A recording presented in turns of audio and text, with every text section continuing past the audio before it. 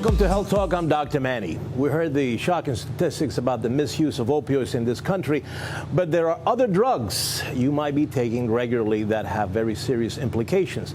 Plus, you may not need them at all. To dig into this is Dr. Andrew Weil. He's here. He's a renowned expert in integrative medicine and author of Mind Over Meds.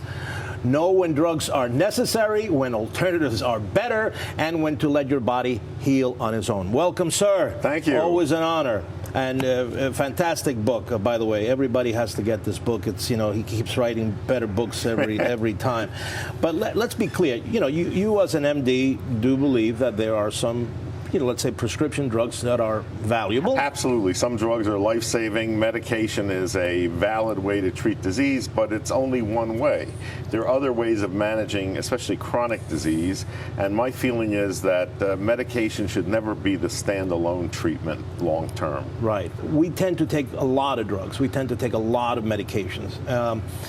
Let's talk about the overuse of antibiotics. Well, I think the public is aware that this is a real problem today, and it's an object lesson here because these are terrific drugs, and we've totally squandered their power by misusing them, by using them for trivial conditions, for conditions for which they're not indicated, like viral infections. Every time an antibiotic is given to someone with a viral upper respiratory infection, not only is the antibiotic useless, but that person's body becomes a factory for turning out resistant organisms. Right. We've used these drugs tremendously in the animals that we raise for food, in agriculture, growing of plants, and this has all driven the evolution of bacteria in very bad directions.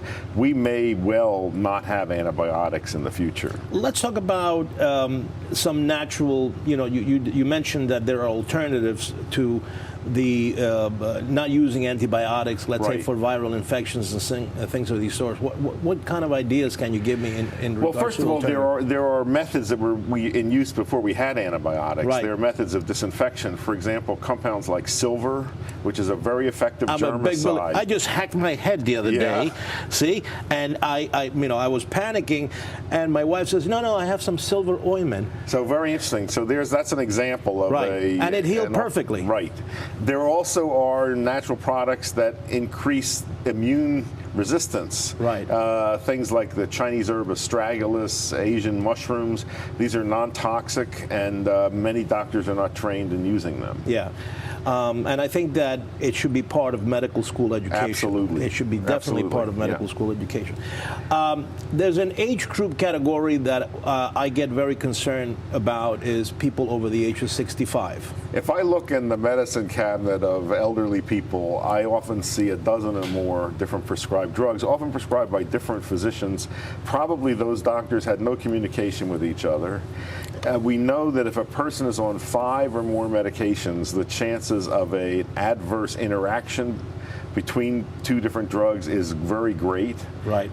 This is a real concern. I think old people are on too many medications. And plus their physiology changes. They become more sensitive. Their kidney filtration rate is not the same. Absolutely. They're not metabolizing, and they can get toxic. One thing that I advocate in here is to use pharmacists more as a resource. Right. Because pharmacists are really trained to be experts in drug use. Right.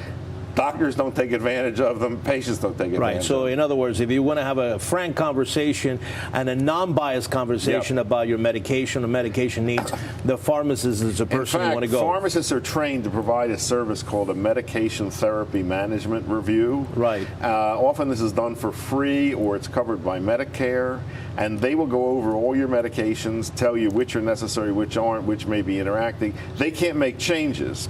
Right. Only a doctor can do that, but they can give you the information and give the doctor the information. Right, and I think it's a valuable tool, and I think people should take advantage of it. So, and of course, we have your website, drweil.com, which has a ton of information. Right, about these other methods of managing illness. And again, I'm not saying you shouldn't use medication, but it should not be a standalone treatment over time because it can get you into trouble. You've always been very fair and balanced when it comes to these things. And of course, the book, again, Mind Over Meds.